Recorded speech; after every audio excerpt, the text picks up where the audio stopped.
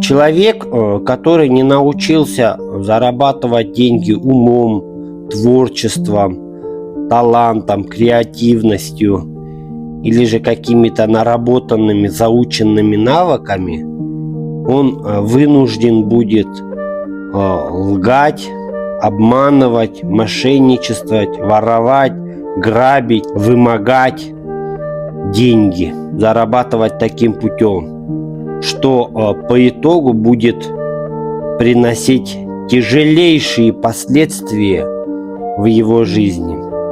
Поэтому детей надо обучать с детства, направлять, помогать им с выбором, а не оставлять на самовыживание.